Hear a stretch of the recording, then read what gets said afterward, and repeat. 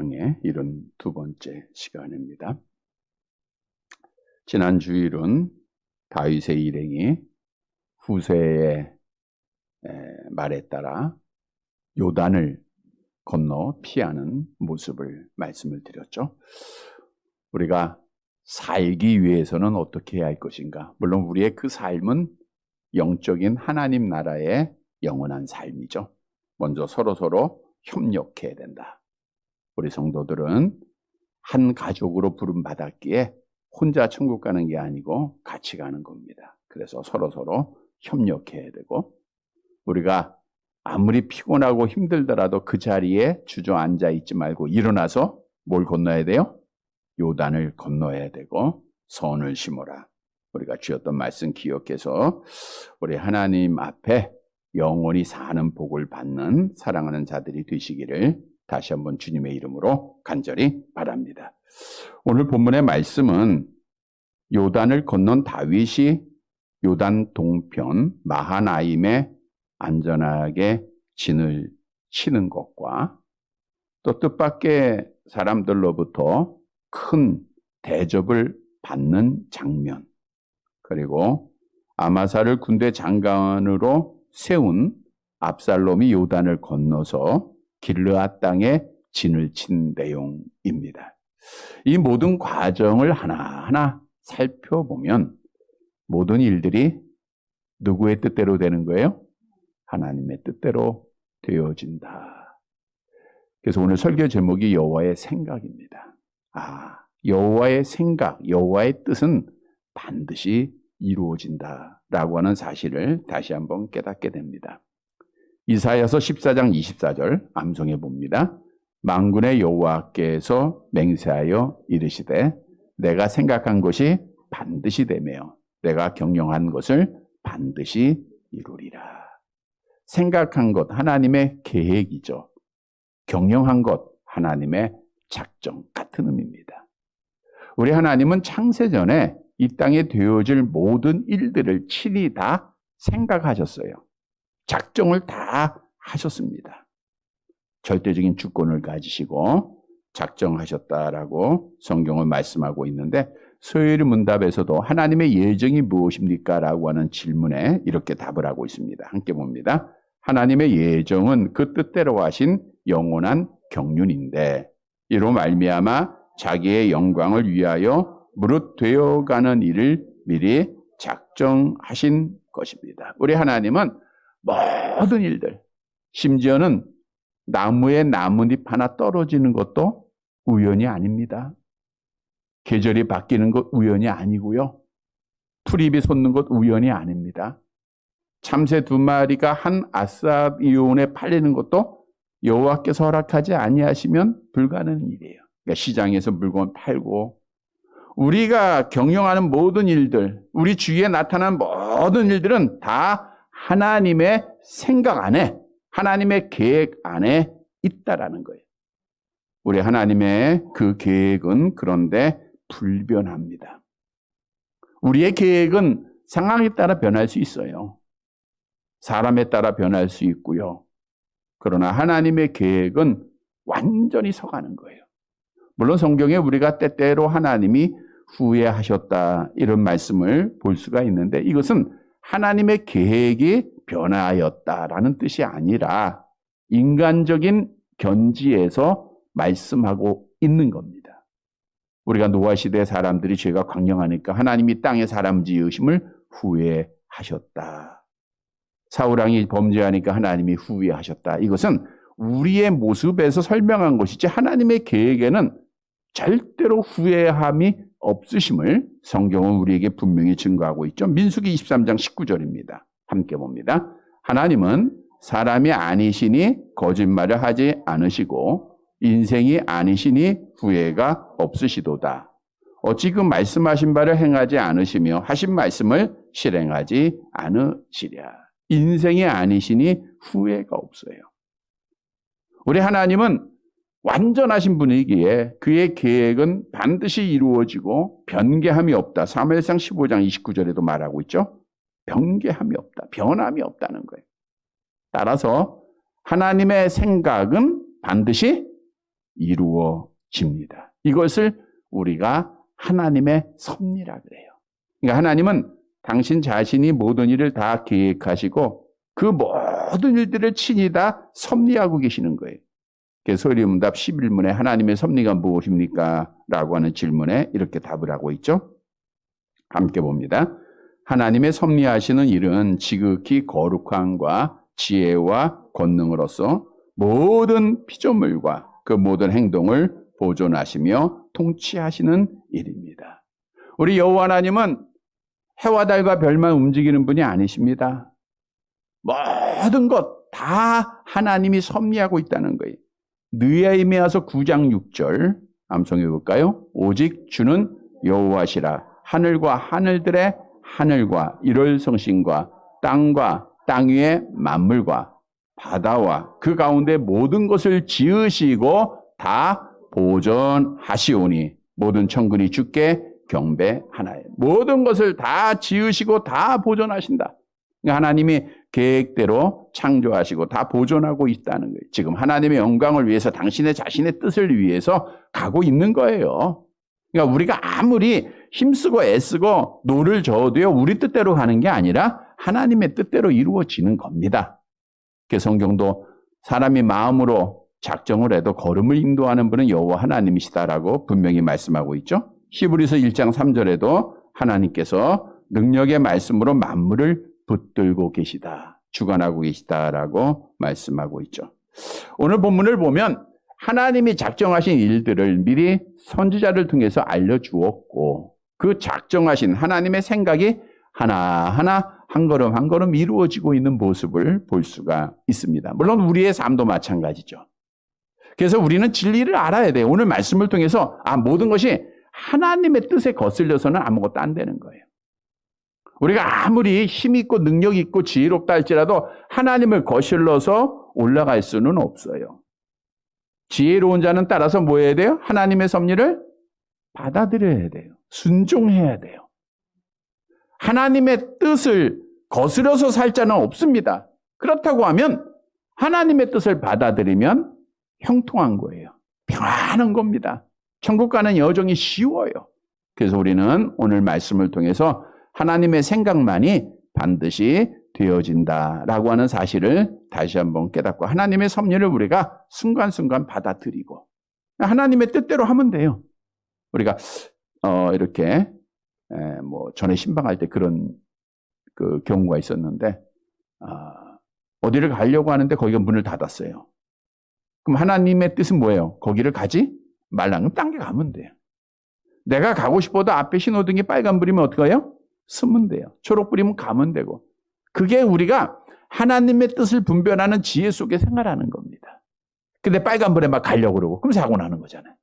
하나님의 뜻을 거슬면 우리는 사고 나는 거예요. 오늘 말씀을 통해서 하나님의 섭리를 다시 한번 잘 깨닫는 그리고 그 뜻에 순종하는 우리 성도들이 되시기를 간절히 바랍니다. 첫째로 하나님은 택하지 않은 자는 계획대로 예정대로 심판을 하신다는 분이에요. 본문 24절 말씀을 한번 같이 볼게요. 24절 같이 봅니다. 이에 다윗은 마하나임에 이르고 압살롬은 모든 이스라엘 사람과 함께 요단을 건너니라. 이에 다윗은 마하나임에 이르렀다. 마하나임이라고 한 뜻은 야영지, 장막, 천군 이런 뜻을 가지고 있어요. 요단강을 건넜다 그랬죠. 그 요단강으로부터 약 50km 떨어진 곳입니다. 그러니까 다윗과 그의 일행이 걸어서 50km 가니까 하루면 가나요? 50km? 하루는 안 되죠? 예. 12시간? 예, 우리가 1시간 걸으면 4km 갔잖아요. 4km 걷는다 그래요. 그러면 한 10시간 걸으면 되겠네. 한 12시간 걸으면. 그러니까 이게 도망가는 길이기 때문에 어떻든 하루길 걸려서 갔을 거예요. 한 50km 떨어진 곳에 위치하고 있는 것이니까 거기는 갓지파와 이게 요단 동편이잖아요. 요단을 건넜잖아요. 그러니까 요단 동편에는 갓지파와 므낫세 반지파가 있었죠. 루벤 지파하고. 근데 여기는 갓지파하고 므낫세 지파가 기업으로 얻은 땅입니다. 이 지명, 즉 마하나임이라고 하는 이 지명의 근거는 그 족장 야곱이 외삼촌 라반의 집에서 나와 고향으로 가는 도중에 요단 동편 야복강 건너기 직전에 하나님의 사자들을 만난 데서 유래가 되었죠. 우리 창세기 32장 2절을 볼게요. 같이 봅니다. 야곱이 그들을 볼 때에 이르기를 이는 하나님의 군대라 하고 그 땅 이름을 마하나임이라 하였더라. 여기서 하나님의 군대는 원래 히브리어로 마하넴 엘로힘이에요. 마하넴 엘로힘. 이거를 우리가 갖춰보니까 마하나임이 되는 거예요. 그래서 야곱에 의해서 유래가 된 이름이다. 야곱이 고향으로 돌아가기 전 하나님을 만났던 곳이다. 또한 이 마하나임은 사울왕이 죽고 다윗의 유대 왕으로 즉위한 이후에 그 동시적인 사건이죠. 사울의 아들 이스보셋이 이스라엘 왕으로 등극을 하죠. 자기 스스로. 그곳이 바로 마하나임이었다라고 성경은 증거하고 있는데 우리 사무엘하 2장 8절 9절 함께 봅니다. 사울의 군사령관 네리 아들 아브넬이 이미 사울의 아들 이스보셋을 데리고 마하나임으로 건너가 길르앗과 아술과 이스라엘과 에브라임과 베냐민과 온 이스라엘의 왕으로 삼았더라. 마하나임은 군사적 요충지입니다. 요새예요. 그러니까 다윗이 그 요새에 진을 친 것은 하나님의 은혜였죠. 그런데 이 사울의 아들 이스보셋이 왕으로 즉위한 곳이 마하나임이다라고 하는 것은 사울에게 친한 도시였다라는 거예요. 그러니까 사울이 그 땅에서 이스라엘의 모든 백성들의 이제 호의를 받고 또 동의를 얻었던 곳입니다. 그래서 마하나임은 그 사울 출신의 지파의 영향력을 받았던 곳이에요. 그럼에도 다윗이 그곳에 진을 칠 수밖에 없었던 것은 그곳이 요새였기 때문입니다. 따라서 이제 압살롬은 오늘 본문에 보니까 그 이후에 모든 이스라엘 사람과 함께 요단을 건넜다라고 말씀하고 있어요. 다윗이 요단을 건넜다라는 보고를 듣고 압살롬이 모든 이스라엘, 여기서 모든 이스라엘은 압살롬이 아히도벨의 계략이 아니라 후세의 계략을 택했죠. 그래서 후세의 계략대로 북쪽부터 남쪽까지 모든 군사를 다 모집한 이후에 압살롬이 직접 그 군사들을 데리고 요단을 건넜다라고 말씀해주고 있어요. 자, 그런데 오늘 다윗이 마하나임에 진을 치고 바로 압살롬이 자기의 군사들을 이끌고 마하나임에 요단을 건넌 것은 아닙니다. 우리가 말씀을 드린 대로 압살롬이 후세의 계략에 따라 군사를 모집하는데 적어도 며칠 걸린다 그랬어요. 그러니까 적어도 3, 4일 빨라야.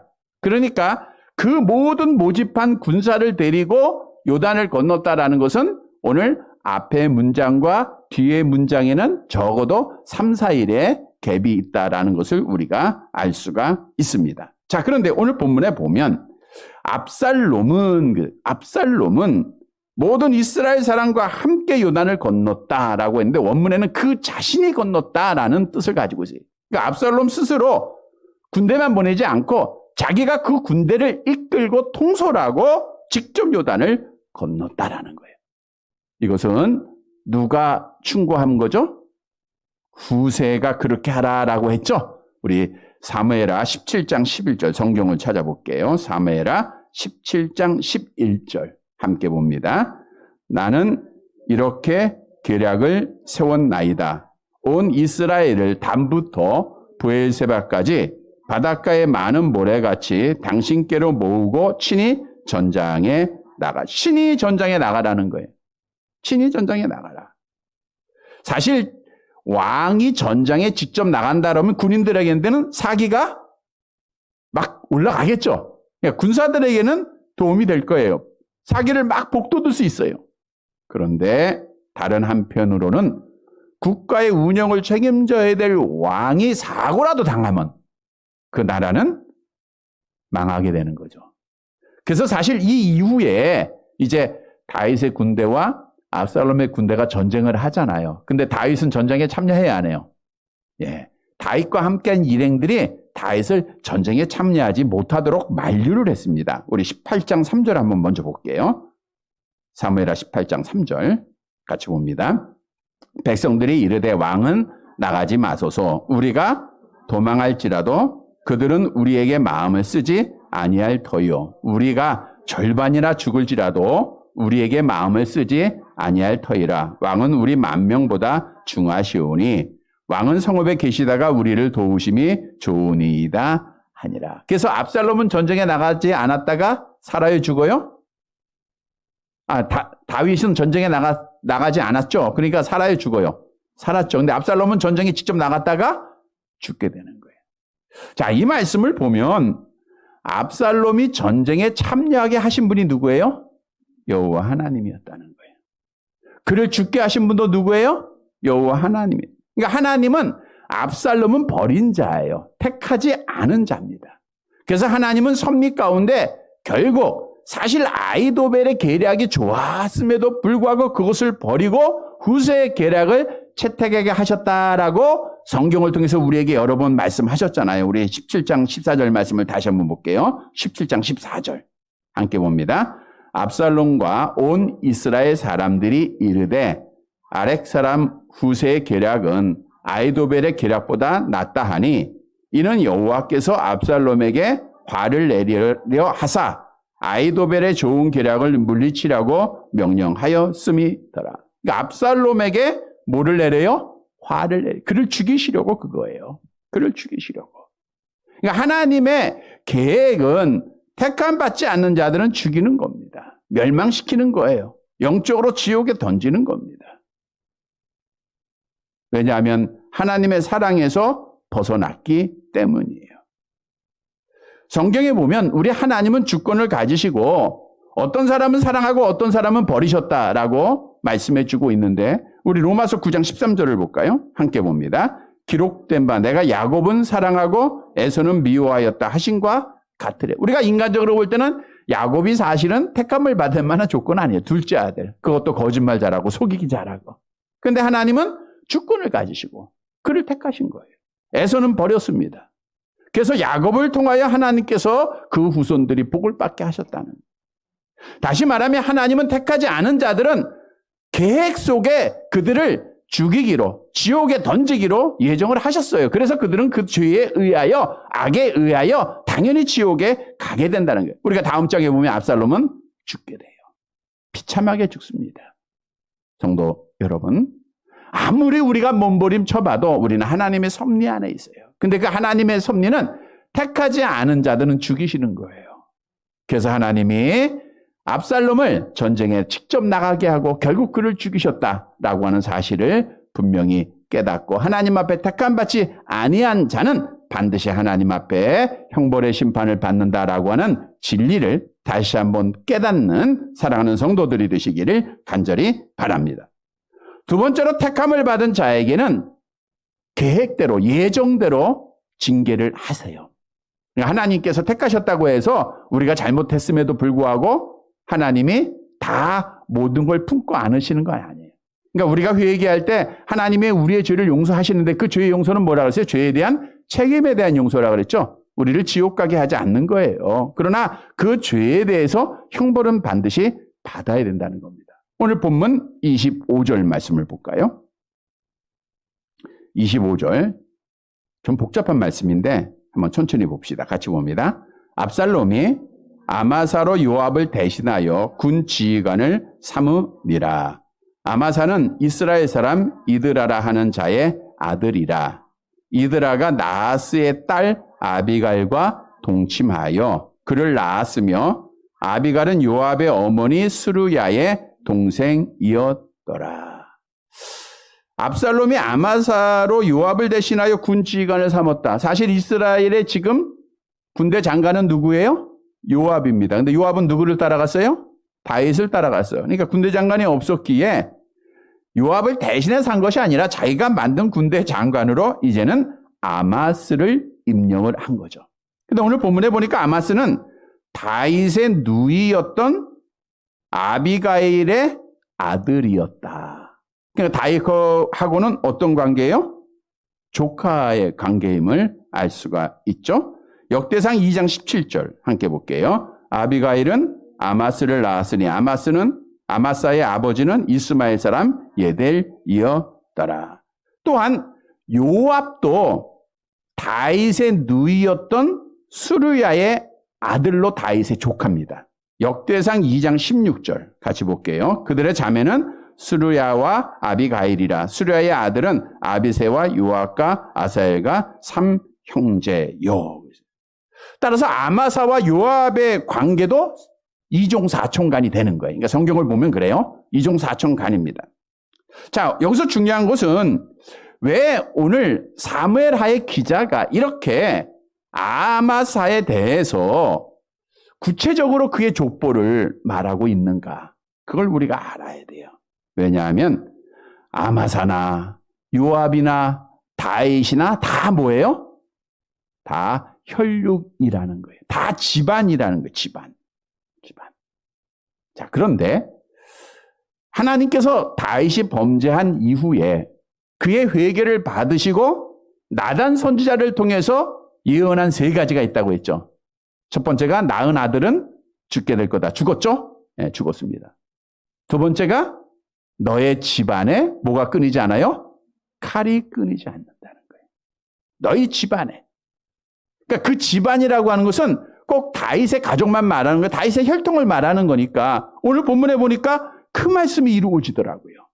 그 집안에 이종사촌간끼리 또 조카들끼리 그렇게 칼이 끊이지 않고 전쟁을 하는 그 모습을 보면 하나님의 섭리가 야 이렇게 이루어지는구나 라는 것을 알 수가 있어요. 세 번째가 뭐예요?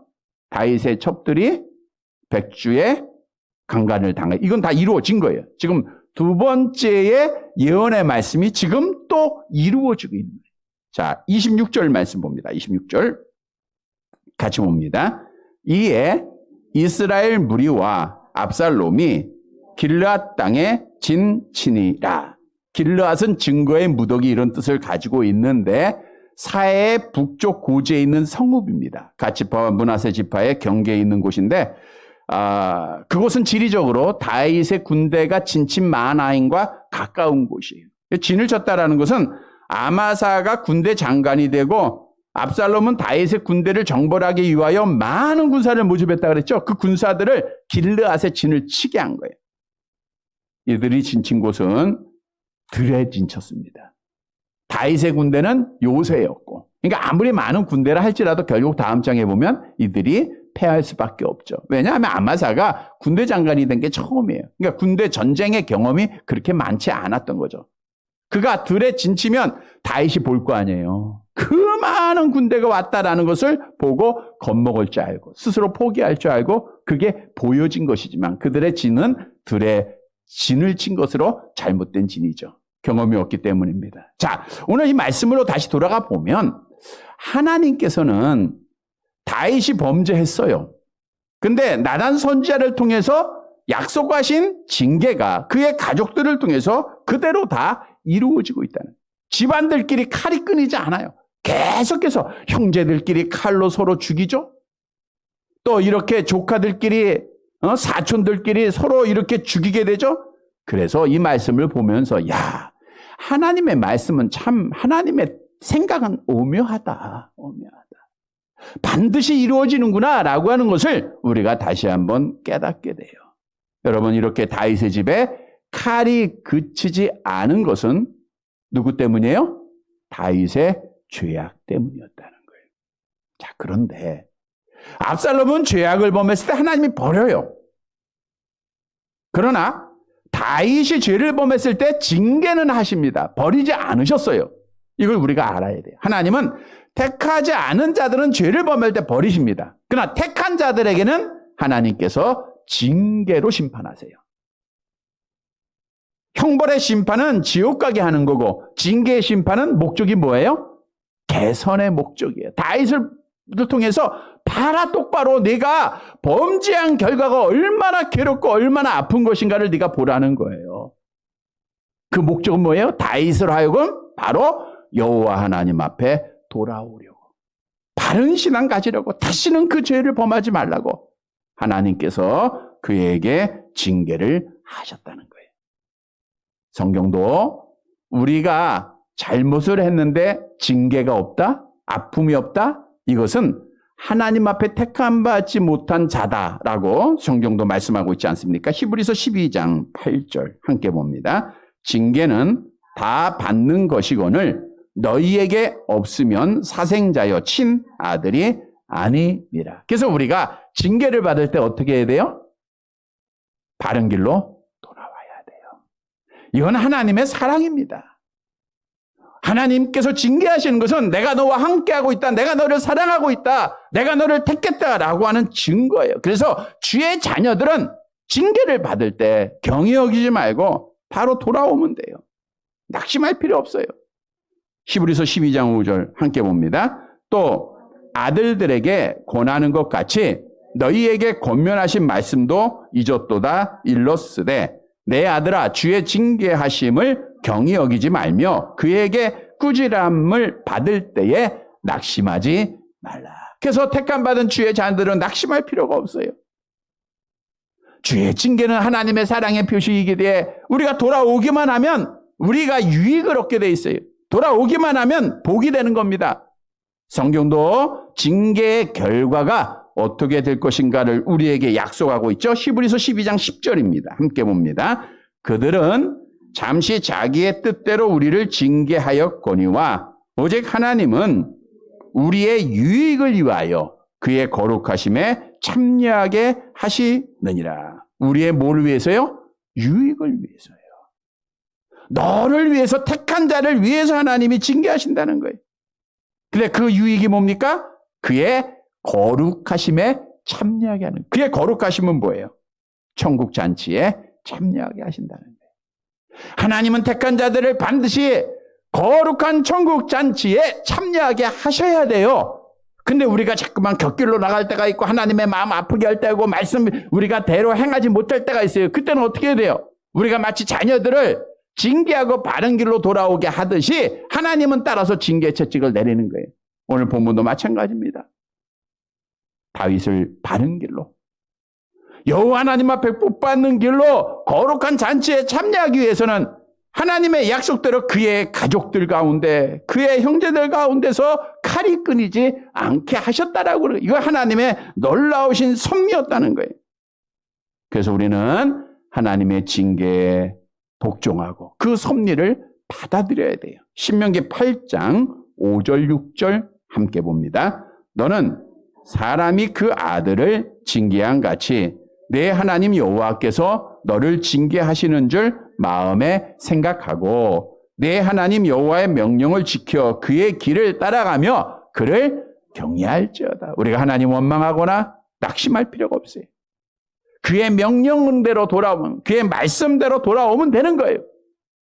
그러면 우리는 거룩한 잔치에 참여하는 복을 얻게 되는 겁니다. 성도 여러분, 오늘 본문에 보면 그 다윗의 작은 범죄였지만 결국 그 죄악이 자라나서 큰 죄악이 되고 결국 하나님 앞에 징계를 받는데 이렇게 징계를 받았어요. 다윗은 이 사실을 알았어요. 다 보고 있는 거예요. 그리고 그는 철저하게 하나님 앞에 돌아옵니다. 오늘 말씀을 통해서 우리가 때때로 하나님 앞에 징계받을 때 많습니다. 국가적으로, 교회적으로, 우리의 건강으로, 우리의 영적인 문제로, 우리의 자녀들 문제로 우리는 수 없는 징계예요. 근데 그때마다 낙심하지 말고 어디로 돌아와요? 말씀으로 돌아오면 돼요. 하나님이 정하신 길로 돌아오면 됩니다. 징계를 경히 여기지 말고 하나님의 사랑의 표시인 것을 다시 한번 깨닫고 바른 성경 말씀의 길로 돌아와서 우리 하나님 앞에 거룩한 잔치에 참여하는 사랑하는 성도들이 되시기를 간절히 바랍니다. 세 번째로 뿐만 아니라 택하신 자들은 약속대로 분명히 살려주세요. 피할 길도 주시고 감당하게 하신다는 거예요. 본문 27절 말씀 봅니다. 27절 함께 봅니다. 다윗이 마하나임에 이르렀을 때에 암몬 족속에게 속한 라밧 사람 나하스의 아들 소비와 로데발 사람 암미엘의 아들 마길과 로글림 길르앗 사람 바르실레가. 그러니까 다윗이 그의 일행과 함께 지친 몸으로 이제 마하나임에 이르러 이제 진영을 짜고 있을 때 정말 눈물겨운 대접을 받게 됩니다. 여기에 보니까 세 사람이 등장을 해요. 세 사람. 소비, 마길, 바르실레. 소비는 소개하기를 랍밧 사람 나하스의 아들 소비다 이렇게 말해요. 랍밧 사람 나하스의 아들 소비다. 나하스는 암몬의 왕이었습니다. 근데 랍밧 성은 누가 점령했어요? 요압이 이제 거의 점령을 다 마치고 다윗을 불렀잖아요. 당신이 왕이니까 와서 마지막 점령을 하세요. 그 랍밧 성과 싸움에서 그 바사바의 우리아가 남편 우리아가 죽고 이제 나중에는 다윗이 점령을 해요. 근데 이 말씀을 보면 그 암몬에게 속한 그 랍밧 사람 나하스의 아들 소비가 와서 다윗을 접대했다는 것은 다윗이 점령한 후에 마치 바벨론 왕이나 아수르 왕처럼 그 악을 행한 것이 아니라 그 성에게 선을 베풀었다는 것을 증거하고 있는 거예요. 비록 지배는 했지만 악하게 모든 사람 죽이고 뭐 노예 잡아가고 이렇게 한 것이 아니라 그들에게 자유도 주고 선을 베푼 그 은혜가 이 랍밧 사람에게는 소비에게는 그 은혜가 생각이 난 거죠. 그래서 우리에게 선을 베풀었으니까 나도 다윗이 어려울 때 선을 베풀어야 되겠다라고 해서 마하나임까지 나온 것을 볼 수 있고요. 또 마길이라고 하는 사람도 장사꾼 이런 뜻을 가지고 있는데 요나단의 절뚝발이 아들 무비보셋을 돌보던 자입니다. 자, 무비보셋을 돌보던 자인데 다윗이 무비보셋에게 어떻게 했어요? 그에게 복을 줬죠. 할아버지 사울의 모든 걸 다 주고 왕의 상에서 먹게 하고 그걸 다 봤어요. 그러니까 다윗이 베푼 은혜를 깨닫고 그도 음식을 가지고 나온 거고요. 또 바르실레는 강철 이런 단어인데 당시 나이가 성경 다음의 내용에 보니까 80세다. 80세. 노인입니다. 근데 길르앗 지방의 거부였다. 이 길르앗 지방의 거부였다라고 하는 것은 이 길르앗 지방에는 이제 여러 많은 대적들이 있어요. 저들이 이제 가축을 돌보는 데는 많은 공격이 있는데 특히 이제 아람 사람의 공격이 참 많았습니다. 근데 다윗이 그걸 다 막아주고 사실 전쟁이 계속되면은 누구라도 거부가 될 수 없어요. 나라도 마찬가지 전쟁을 계속하다 보면 누구라도 어렵게 되는 겁니다. 어렵게. 그러나 다윗이 그 아람 사람의 군대를 다 막아주고 그래서 바르실레가 거부가 돼요. 그 은혜를 기억하고 그가 이제 그들이 세 사람이 나오게 되는데 오늘 본문 28절 말씀 그들이 가지고 온 것이 뭔가 28절 같이 봅니다. 침상과 대야와 질그릇과 밀과 보리와 밀가루와 볶은 곡식과 콩과 팥과 볶은 녹두와 그러니까 소미와 마길과 바르실레가 가져온 물건들은 야영하는데 꼭 필요한 음식들이었어요. 침상은 야영에 필요한 간이 침대죠. 대야는 복수용입니다. 포도주 등을 담는 그릇, 또 야외에서 국을 끓일 수 있는 그릇을 말하고 있고요. 질그릇은 여러 음식을 담는 그릇들이고 밀, 보리, 밀가루, 볶은 곡식, 통, 팥, 볶은 녹두, 농사하여 추수로 얻은 곡식들입니다. 이러한 곡식들은 늦은 봄에서 여름 사이에 추수되는 거예요. 당시 팔레스타인 지방에서는. 그래서 이것이 이제 이들이 이 곡식을 가지고 나왔다, 핵곡식을 가지고 나왔다는 것은 당시가 여름이었다라는 것을 말씀해 주고 있죠. 왜 그것을 증거하는가 하면 여름에는 비가 잘 내리지가 않죠. 그러다 보니까 지난 시간에 그 요나단과 아히마아스가 바후림에 있는 어떤 집에 비눈물에 내려가서 숨었잖아요. 왜? 여름이었기 때문에 라고 하는 뜻도 우리가 볼 수가 있습니다. 또 이들이 이런 음식만 가져온 것이 아니라 또 29절 말씀 보세요. 뭘 가져왔나? 함께 봅니다. 꿀과 버터와 양과 치즈를 가져다가 다윗과 그와 함께한 백성에게 먹게 하였으니 이는 그들 생각에 백성이 들에서 시장하고 고나고 목마르겠다 함이더라. 여기서 꿀은 자연산 석청을 말하고 있고요. 치즈는 소의 치즈입니다. 당시의 소의 치즈는 아주 귀빈들을 대접할 때 사용됐던 것이고요. 들에서 시장하고 고나고 목마르겠다. 소비와 마길과 바르실레가 가져온 음식은 엄청나게 많은 양이었고 또 한 번만 공개한 것이 아니라 원문에 보면 계속해서 그들의 필요를 채워줬다 그렇게 나와요. 그러니까 다윗이 그 광야에서 정말 어떻게 보면 전쟁도 해야 되고 살아야 감에 있어서 꼭 필요한 게 먹는 거죠. 자는 거죠. 입는 거죠. 이 모든 것들을 하나님이 다 채워줬다는 거예요. 소비와 마길과 바르실레를 통해서 그 광야 같은 삶 속에 정말 어려운 그 삶에서 하나님이 다 채워줬어요. 먼저는 하나님의 은혜입니다. 이게 하나님의 섭리예요. 또 다윗이 베풀었던 선이었다라는 것도 성경이 증거하고 있죠. 그래서 우리도 항상 선을 베푸는 자가 되라. 지난 주일에 압살롬은 악을 행하는 자예요. 그래서 하나님 앞에 심판받았다. 그래서 우리는 선을 행하는 자가 되라. 아히도벨이 악을 행하는 자예요. 그래서 하나님이 버리셨다. 그래서 우리가 선을 행하는 자가 되라 그랬죠. 성경도 이렇게 말씀하죠. 잠언서 11장 24절 25절 함께 봅니다. 흩어 구제하여도 더욱 부하게 되는 일이 있나니 과도히 아껴도 가난하게 될 뿐이니라. 구제를 좋아하는 자는 풍족하여질 것이요 남을 윤택하게 하는 자는 자기도 윤택하여 지리라. 하나님의 말씀은 진리입니다. 오늘 오전에도 말씀드린 대로 우리가 섬김의 모습이 있을 때 우리가 풍족하게 돼요. 하나님 앞에 서는 날 복받는 자가 되는 거예요. 자, 오늘 본문의 말씀을 다시 돌아가 보면 하나님은 다윗을 택한 자예요. 하나님이 사랑하는 자입니다. 그러니까 절대로 굶겨 죽이지 않아요. 절대로 하나님이 그를 버리지 않는다. 필요를 하나님이 여러 사람을 통해서 당연히 다 채워주시고 필요를 공급해 주셨다라고 하는 사실이죠. 왜요? 다윗과 하나님이 뭘 했어요? 언약을 맺었어요. 약속을 했잖아요. 다윗과 하나님이 약속, 다윗이 한 게 아니라 하나님이 일방적으로 하셨어요. 그러니까 하나님이 지키셔야 되는 거예요. 열왕기상 2장 33절 함께 봅니다. 다윗과 그의 자손과 그의 직과 그의 왕위에는 여호와께로 말미암는 평강이 영원히 있으리라. 하나님이 하신 거예요. 하나님이. 역대하 13장 5절 계속 봅니다. 이스라엘 하나님 여호와께서 소금 언약으로 이스라엘 나라를 영원히 다윗과 그의 자손에게 주신 것을 너희가 알 것 아니냐. 하나님이 언약으로. 이 언약이라는 말의 뜻이 자르다라고 하는 뜻이거든요. 창세기 15장에 기록한 대로 짐승을 자르고 그게 언약이에요. 이거는 지켜져야 되는 거예요. 따라서 여호와 하나님이 하신 언약이기에 이게 하나님의 생각입니다. 하나님의 뜻입니다. 그래서 하나님은 다윗을 어떻든 지켜야 돼요. 죽이면 안 되잖아요. 굶어 죽을 수 없잖아요. 그래서 다윗에게 필요를 채우시고 피할 길을 주시고 감당하게 하셨다라고 하는 거예요. 여러분 오늘 본문의 말씀은 하나님이 사랑하는 자 택한 자들은요 절대 굶겨 죽이지 않습니다. 절대 하나님께서 때가 되면 하나님이 부르시죠. 이렇게 악한 자들에 의해서 해를 당하지 않게 하세요. 하나님은 우리를 지켜주세요. 하나님은 필요를 다 채워주십니다.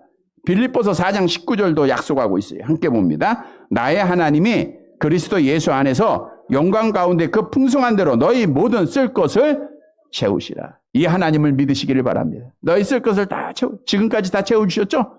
다 채워. 앞으로도 마찬가지. 왜? 우리는 하나님 앞에 택함 받은 자잖아. 우리가 목말라 우리가 배고파서 하나님 없다고 부인하면 안 되잖아요. 그러니까 하나님이 때를 따라 다 공급해 주신 거예요. 먹고 마시고 입는 거 걱정하는 건 이방인들이 구하는 거예요. 우리는 먼저 그의 나라와 그의 의를 구하라 그랬어요. 왜? 하나님이 책임져 주십니다. 하나님이 다윗에게 다윗이 기대했나요? 생각조차 안 했잖아요. 근데 하나님이 다 사람을 보내잖아요. 선지자에게 까마귀를 보내서 먹이신 하나님. 오늘도 우리의 필요를 채우신 하나님은 지금도 살아계셔서 택한 자들의 구원에 이루기까지 우리의 구원에 완성될 때까지 하나님이 우리를 지키시고 하나님이 우리를 보호하시고 하나님은 우리의 필요를 넉넉하게 채워주신다는 거예요. 성도 여러분 이 사실을 믿고 우리는 하나님 앞에 모든 걸 맡기고 먼저 그의 나라와 의를 구하는 사랑하는 자들이 되시기를 간절히 바랍니다. 말씀을 정리해 드립니다. 오늘 본문의 말씀을 다시 한번 보면 모든 게 하나님의 생각대로 되는구나. 하나님의 섭리였구나. 그러니까 하나님이 하나하나 자신이 뜻하신 대로 이루어 가시는데 이제 다음 장에 보면 압살롬 죽이고 다윗이 또 왕이 되고 이게 하나님의 정하신 뜻이었었어요. 그걸 어느 누구도 거슬릴 수 없는 거예요. 아마 압살롬의 편에 섰던 자들은 우리가 이제 권력을 갖고 자유를 누리고 섬김을 받고 이렇게 생각을 하겠지만 하나님의 뜻이 아니잖아요. 우리는 하나님의 섭리, 하나님의 물결을 거슬려서 헤엄쳐 갈 수 없다 그랬죠? 하나님의 섭리에 순종하는 게 바른 신앙인입니다. 우리 뜻이 아닐 수 있어요. 내 뜻하고 내 생각하고 안 맞을 수도 있어요. 아니, 안 맞아요. 안 맞아. 아마 맞았다고 하면 우리가 하나님 앞에 하나님 앞에 나와 예배할 자는 아무도 없어요. 기도할 자 아무도 없고 안 맞아요. 그러나 하나님의 뜻은 반드시 서가고 있고 그 뜻대로 이루어질 뿐입니다. 성도 여러분, 오늘 본문의 말씀은 하나님이 어떻게 섭리하시는가 구체적으로 세 가지를 말씀했죠. 먼저 택하지 않는 자들은 반드시 죽이신다는 것. 반드시 심판하신다는 것. 형벌의 심판. 그러나 택하신 자들에게는 하나님이 징계하신다는 것. 바른 길로 돌아오라. 그래서 우리가 징계를 받을 때마다 하나님 앞에 바른 길로 돌아오면 돼. 그리고 세 번째, 하나님은 택하신 자들을 절대로 굶겨 죽지 않게 하신다는 것. 넉넉히 우리의 필요를 채워주신다는 것. 왜? 하나님이 약속하셨기에. 하나님의 생각이 그래요. 하나님의 작정이 그래요. 사랑하는 성도 여러분, 따라서 우리는 하나님의 섭리 분명히 믿고 그 섭리를 받아들이고 순종해서 하나님 앞에 공급함을 받고 마지막까지 믿음을 잘 지키는 사랑하는 들이 되시기를 주님의 이름으로 간절히 바랍니다.